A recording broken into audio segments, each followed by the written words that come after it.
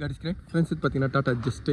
இந்த வண்டி வந்து பார்த்தீங்கன்னா ஒரு 2017 மாடல் இந்த வண்டி. இந்த வண்டியில் லோயரோட ஃப்ரேம் தான் உடஞ்சிருக்கு. இப்போ நான் அதுதான் இந்த வீடியோவில் போடுறேன் பாருங்கள் ஃப்ரெண்ட்ஸ். இந்த வண்டியில் வந்து பார்த்தீங்கன்னா இந்த இடத்துல உங்களுக்கு டச் ஆகிருக்கு பாருங்கள்.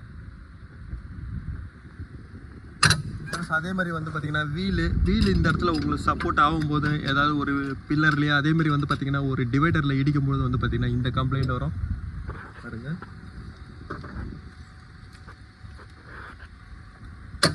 ஃப்ரெண்ட்ஸ் இந்த லோயர் ஆம் இந்த வீல் அடிப்பட்டதுனால ட்ரை ஷாஃப்ட்டும் வந்து பார்த்தீங்கன்னா வெளியே வந்துடுச்சு.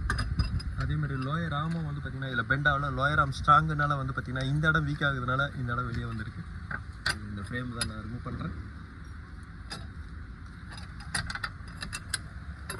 ஃப்ரெண்ட்ஸ் இந்த ஃப்ரேம் அசம்பிளி வந்து பார்த்தீங்கன்னா நான் புதுசாக இதில் வாங்கியிருக்கேன். ஏன்னா அதில் பற்ற வைக்கும் போது சில நேரங்களில் அலைன்மெண்ட் உங்களுக்கு ப்ராப்ளம் வந்தால் கேஸ்டரோட ப்ளஸ் மைனஸ் உங்களுக்கு கம்ப்ளைண்ட் வந்துடும். அதனால் இதை நான் நியூவாக தான் சேஞ்ச் பண்ணியிருக்கேன். இதிலே வந்து பார்த்திங்கன்னா அவங்க ஒரிஜினல் எம்ஆர்பி அவங்க எடுத்துகிட்டு இருக்கிறாங்க. இதில் வந்து பார்த்திங்கன்னா அவங்களே ஒரு எம்ஆர்பி ஓட்டியிருக்காங்க பாருங்கள். ஃப்ரெண்ட்ஸ் இதோட ப்ரைஸ் வந்து இதை விட கொஞ்சம் கம்மியாக தான் இருக்கும்னு நான் நினைக்கிறேன். இப்போ நான் இதை ஃப்ரெண்ட்ஸ் இந்த டாடா ஜஸ்ட்டோட சப்ஃப்ரேமோட பார்ட் நம்பர் பாருங்கள். டாடா ஜஸ்ட்டு போல்டு எல்லாத்துக்கும் வந்து பார்த்திங்கன்னா இது ஒரே ஃப்ரேம் தான்.